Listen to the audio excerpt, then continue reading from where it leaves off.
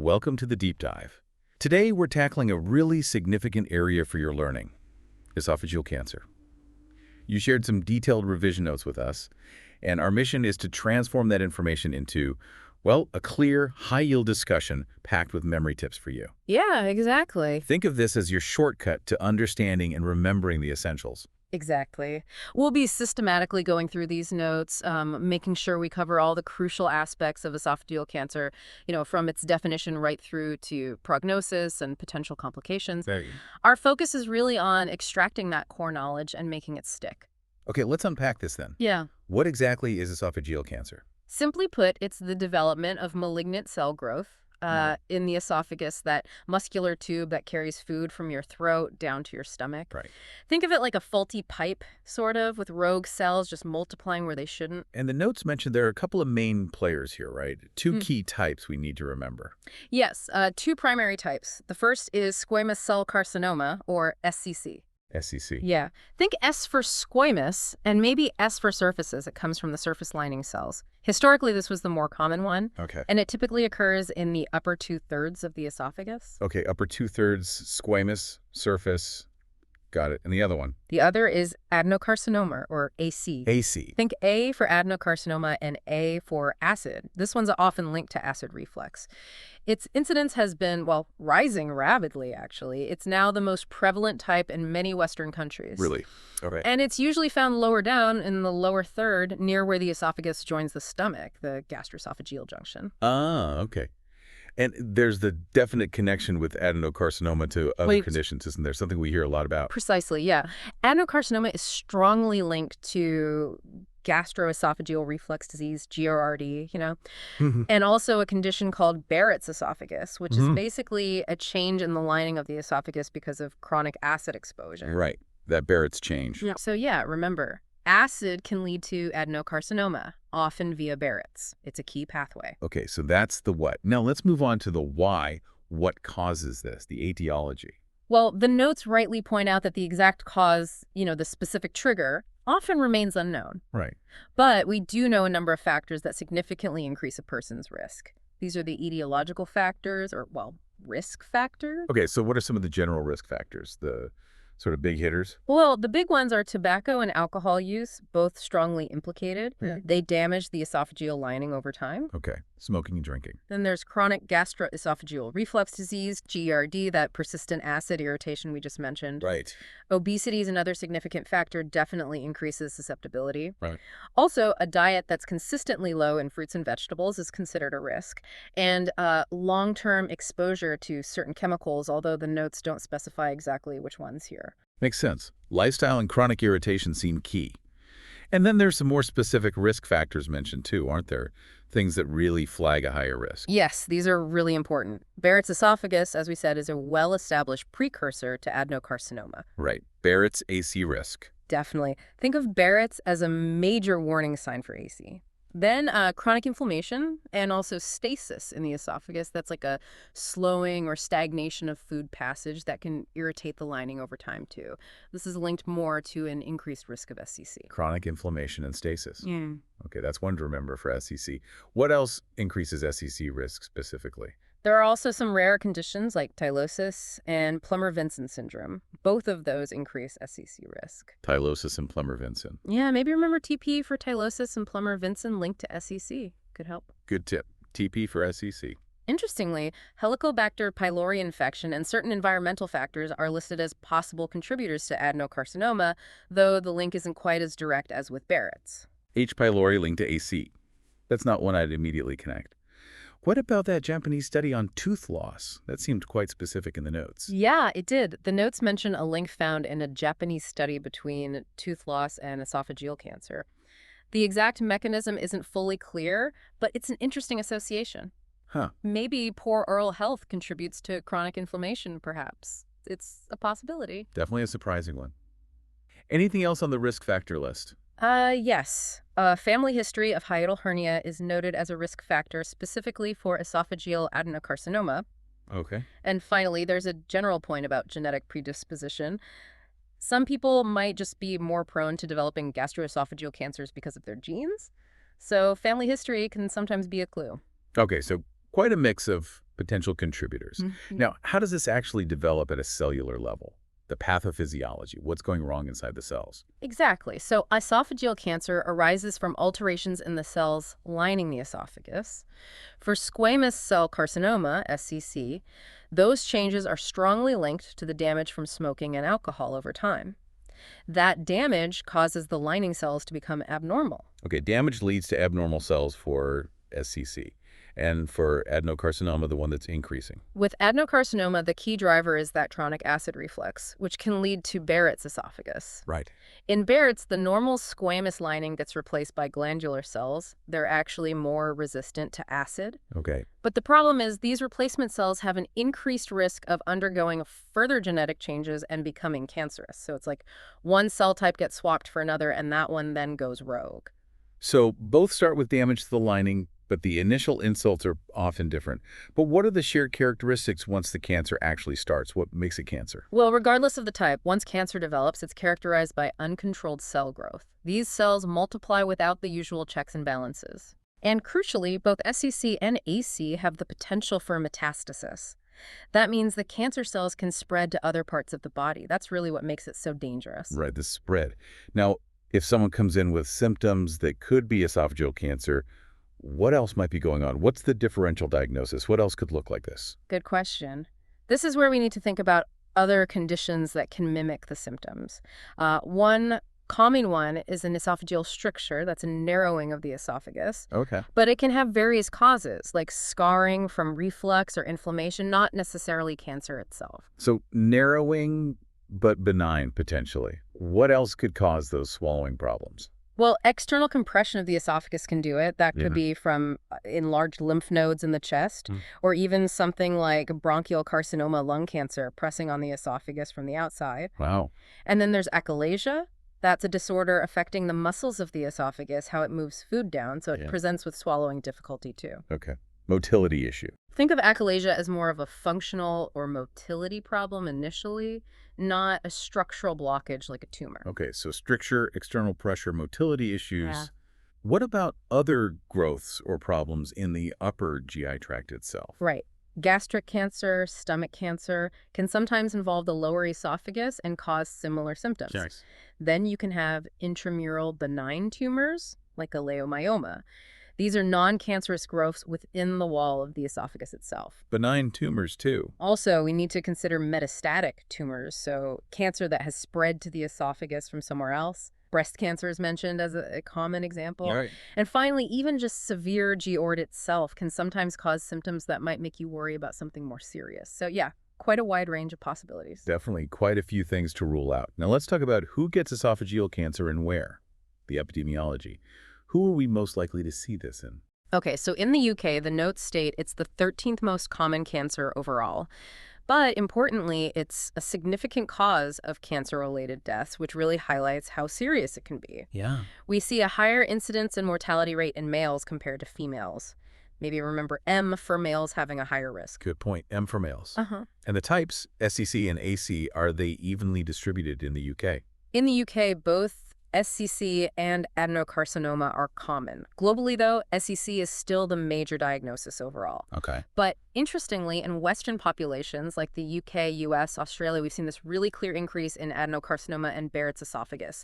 That shift is quite important. The trend towards AC in the West definitely seems key. What about specific numbers in the UK, just to give us a sense of scale? The notes mention approximately 9,200 new cases diagnosed annually in the UK. Okay. The incidence is higher in men, even in younger age groups, surprisingly, like 25, 29. But the highest incidence is definitely in older individuals, particularly those aged 85, 89. So age is a major factor. Age is a big one, then. What about geographical variations beyond just West versus the rest? Are there any known hotspots? Absolutely. There are regions with very high rates, like parts of China and Iran. Oh, right. This has been linked to dietary factors, specifically the consumption of nitrosamine preserved foods. Nitrosamines. Yeah. Maybe think CI for China and Iran and NP for nitrosamine preserved, just to link those in your mind. CINP. Got it. Nitrosamine preserved foods. Another specific link.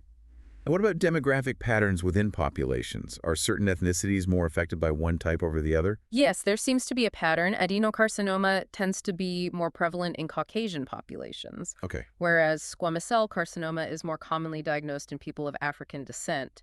So there are definite demographic and geographical patterns that might even give you a hint towards the type. Okay, this gives us a good picture of who's more at risk.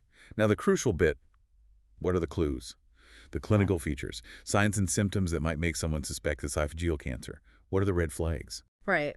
Well, the most common symptom, and often the earliest one people notice, is dysphagia, difficulty swallowing. Dysphagia. Yeah. It often starts with solid foods feeling like they're sticking, and then it can progress to liquids as the cancer grows and narrows the passage. Okay. Unexplained weight loss is another very common and really concerning symptom. If someone says they're having trouble swallowing and losing weight without trying, that should definitely ring alarm bells. Difficulty swallowing and weight loss, classic red flags for many things, including this. What else should we be aware of? Any other symptoms people might present with? Chest pain is another reported symptom. Regurgitation of food can happen too. Some patients might experience hoarseness if the tumor affects the nerves controlling the voice box. Coarseness. Or a chronic cough, maybe if there's irritation or aspiration going on. And just general fatigue is also common, feeling really tired all the time for no obvious reason. So quite a range of symptoms, some more specific than others. Are there any additional features that might suggest it's more advanced? Yes, vomiting, especially if it's persistent. And odenophagia, that's painful swallowing, not just difficulty. Adenophagia. Painful. Exactly. Some patients might present with melena, those dark tarry stools, which indicates bleeding somewhere in the upper GI tract. Right. Loss of appetite or anorexia is also a significant feature and often points towards a more advanced stage of the disease, unfortunately. The notes really emphasize late presentation. Why is it that people often don't get diagnosed until the cancer is quite advanced? Yeah, unfortunately, esophageal cancer often doesn't cause really noticeable symptoms in its very early stages. So by the time patients develop those clear red flag symptoms like significant dysphagia, vomiting, anorexia, weight loss, or signs of GI bleeding, the tumor is often quite advanced. It might be unresectable, or it might have already metastasized, spread elsewhere. That's quite sobering. It is. That's why recognizing any early subtle signs, if they are present, is just so important. So when should a healthcare professional really be thinking about urgent investigation? What are the triggers for a fast-track referral, say, within 2 weeks? Okay, the guidelines are quite clear here. Offer urgent direct access upper GI endoscopy, that's a scope test within 2 weeks, for anyone presenting with new onset dysphagia. Any age. Any age with new dysphagia, yes. Also, for individuals aged 55 and over who present with unexplained weight loss combined with symptoms like upper abdominal pain, reflux, or dyspepsia, indigestion, urgent endoscopy should be considered. Okay, so age 55 plus weight loss and those upper GI symptoms. Key trigger. Definitely. What about non-urgent referrals? When might you still investigate, but maybe not quite as rapidly? Well, non-urgent endoscopy should be considered for people with hematemesis, that's vomiting blood. Right. Also, for individuals aged 55 or older with persistent upper abdominal pain or treatment-resistant reflux or dyspepsia, especially if they have other risk factors, non-urgent endoscopy is advised. Okay, that gives a clear framework for suspicion and referral. So once that suspicion is raised, how is esophageal cancer actually diagnosed? What investigations are involved? What's the typical pathway? The primary diagnostic tool, the gold standard really, is an upper GI endoscopy with biopsy. The scope. Exactly. This lets the doctor directly look inside the esophagus, see any abnormalities, and crucially, take tissue samples, biopsies. Those biopsies confirm if cancer is present and tell us the type SCC or adenocarcinoma. Endoscopy and biopsy, definitive diagnosis. Yeah. What about staging? That's crucial for treatment planning, right? There. How do doctors figure out how far it's spread? Absolutely. Staging is critical. For locoregional staging, that's looking at how deep the tumor is in the wall and if it's spread to nearby lymph nodes, endoscopic ultrasound, or EUS is the preferred method. EUS for local spread. Yes. Then, for initial overall staging, looking for spread elsewhere in the body, a CT scan of the chest, abdomen, and pelvis is essential. Think of CT for the bigger picture, looking for metastases. Okay. And are there any other imaging techniques used for staging, maybe to get even more detail? Yes. An FDG CT scan can be very helpful. It can pick up occult metastases spread that might not be obvious on the initial CT scan. It sort of lights up areas of high activity like cancer cells. Beat scan, okay. And sometimes laparoscopy keyhole surgery might be used, especially for cancers near the stomach junction, to check for tiny deposits of cancer spread within the abdominal cavity called peritoneal disease, which can be hard to see on scans. So endoscopy, ultrasound, CT, potentially PE and laparoscopy, quite a thorough workup. What about blood tests? Do they play a role? Initial blood tests are important, yes. Things like a full blood count, FBC, urea, and electrolytes, UNE, for kidney function, liver function tests, LFTs, glucose, and maybe CRP to check for inflammation. These give an assessment of the patient's general health and fitness for treatment and can sometimes show effects of the cancer, like anemia from bleeding. So more for general health assessment than diagnosis itself. Primarily, yes, though sometimes LFTs might hint at liver metastases, for example. But the main diagnosis comes from that endoscopy and biopsy. Got it. Are there any other investigations that might be considered in specific situations? Yeah, depending on findings. A chest X-ray might show obvious lung metastases, though CT is much better. Yeah. A double contrast barium swallow used to be common, where you swallow barium liquid and they take X-rays, but it's less used now. Endoscopy is so available. It can still show the structure, though. Barium swallow, okay.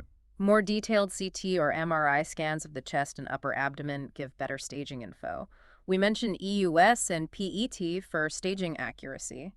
If there are enlarged lymph nodes in the neck you can feel, a fine needle aspiration, FNA biopsy, might be done. FNA of neck nodes. And if the tumor is very high up, or the patient has hoarseness or is coughing up blood, a bronchoscopy, a scope into the airways might be needed to check if the tumor is involving the airways. Right, makes sense. It sounds like the investigation pathway is really tailored. The notes also mention some advanced techniques being looked at for diagnosis. Yes, these are newer things, mostly aimed at improving early detection or getting more detail. Things like chromoendoscopy, using dyes during the smoke. Guys. Yeah, to highlight abnormal areas. High-resolution endoscopy for better images, spectroscopy, analyzing light interaction, narrow band imaging, which enhances blood vessel patterns, and autofluorescence. These are mostly still being researched for routine use, but they show promise. Fascinating. Future directions. And there were specific points about assessing cancers right at the gastroesophageal junction. Yes. For those junctional tumors, if the patient is potentially suitable for radical treatment, an 18F FDG PACT is recommended to check thoroughly for spread. Okay. Endoscopic ultrasound EUS is valuable when it guides management, but shouldn't be used just to try and distinguish between T2 and T3 stages alone. Staging laparoscopy, as we mentioned, is considered if it's likely to change the treatment plan. Right. And importantly, for metastatic adenocarcinoma at the junction, HER2 testing should be offered. Because if it's HER2 positive, that opens the door for targeted therapy like trastuzumab. HER2 testing. That's key for targeted therapy. Yeah. And finally, on investigations, the TNM staging system. Can you give us a quick overview? It's so central to treatment decisions. Sure. TNM is the standard. T describes the tumor depth, how far it's grown into or through the esophageal wall. It ranges from TIS, which is very superficial, just in the lining, up to T4, where it's invading adjacent structures like the aorta or airways. Okay, T for tumor depth. N is for nodes, regional lymph node involvement. NX means they can't be assessed, N0 means no spread to nearby nodes, and N1, N2, N3 indicate increasing degrees of nodal spread. N for nodes. And M is for metastasis distant spread. M0 means no distant spread found. M1 means it has spread to distant organs like the liver, lungs, or distant lymph nodes. M for metastasis. Exactly. Putting the T, N, and M together gives you the overall stage, which is crucial. It's like the roadmap for deciding on the best treatment approach. Right, the all-important stage. So let's move on to management. How is esophageal cancer treated? What are the general options in the toolkit? Well, the main curative intent options usually involve surgery, chemotherapy, and radiotherapy, often in combination. Surgery aims to remove the tumor esophagectomy. Esophagectomy. Yes, a common type is the Ivor-Lewis procedure, removing part of the esophagus and stomach. It's major surgery, though. A significant risk is an anastomotic leak, where the joint they create between the remaining esophagus and stomach doesn't heal properly. That can be serious. Anastomotic leak, okay. Chemotherapy is often used either before surgery neoadjuvant chemo to shrink the tumor or after surgery adjuvant chemo to try and mop up any remaining cancer cells. Radiotherapy might also be used, sometimes combined with chemoradiotherapy. Surgery, chemo, radiotherapy, the main pillars. How does management differ based on the stage? Let's start with very early stage, T1N, small tumor, no node spread. Okay, for T1N0, the approach depends a bit on the exact depth, T1A versus T1B, and the type, SCC versus AC. For very superficial T1A/0, sometimes endoscopic mucosal resection, EMR, can be curative, basically removing the cancerous bit via the endoscope. Wow, just with a scope. For some very early ones, yes. And they'd also aim to eradicate any remaining Barrett's mucosa if it's present. For slightly deeper, T1BN0 adenocarcinoma, radical surgical resection is usually considered, assuming the patient is fit enough. Okay. For T1BN0 squamous cell carcinoma, the options are typically radical chemoradiotherapy or surgery. That decision needs careful discussion with the patient about the pros and cons of each. A curative esophagectomy generally involves removing lymph nodes from around the area to a two-field lymph node dissection. Okay, so early stage can sometimes mean endoscopic treatment or surgery, maybe chemoradiotherapy, depending on the specifics.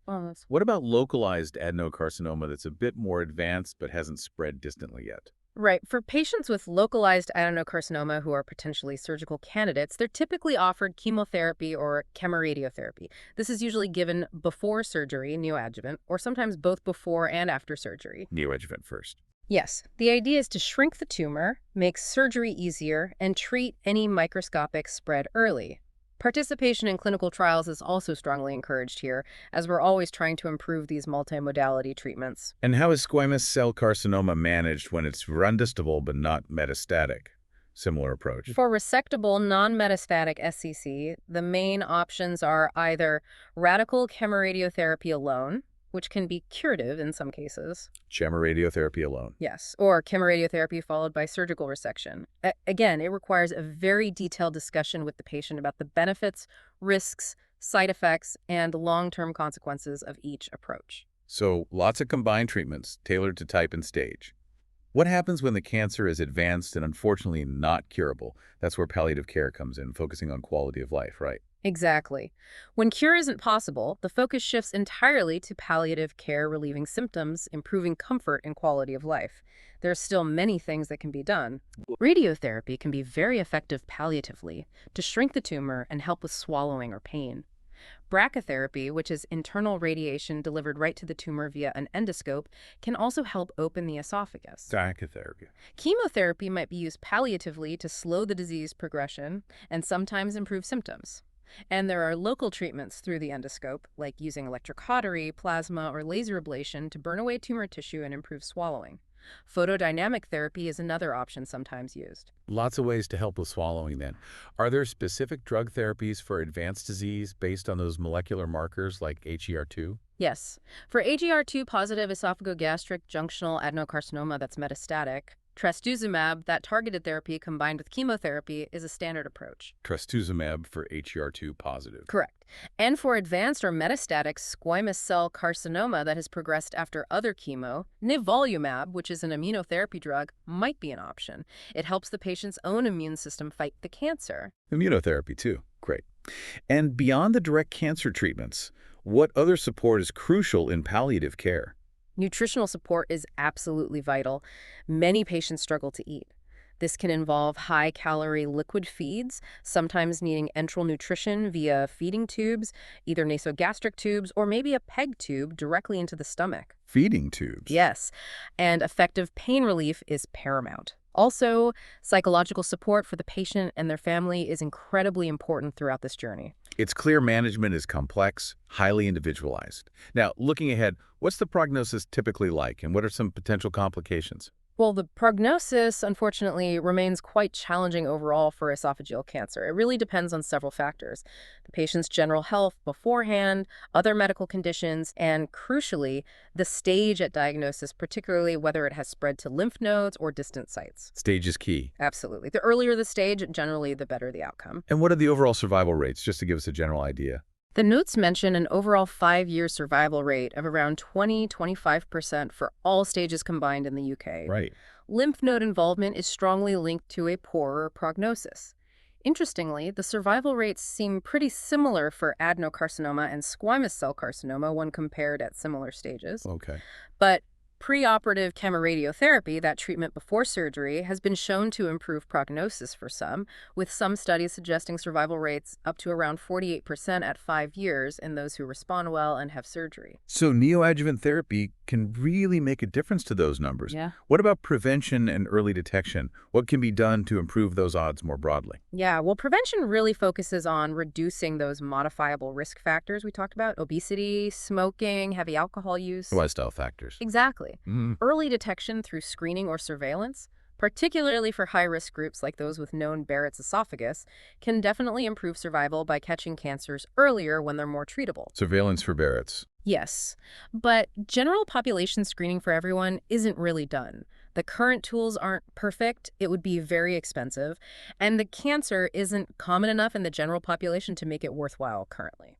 Okay, so risk reduction and targeted surveillance for high-risk groups. Finally, what are some of the complications associated with the cancer itself or its treatment? Complications can come from the tumor itself, like local spread invading nearby structures or distant metastasis. Treatment brings its own risks. We mentioned anastomotic leak after surgery. Chemotherapy and radiotherapy have well-known side effects like fatigue, nausea, lowered blood counts. Treatment side effects. Yes, and psychological impact is huge, so support there is vital. Nutritional problems are common, needing support, and even feeding tubes can have complications.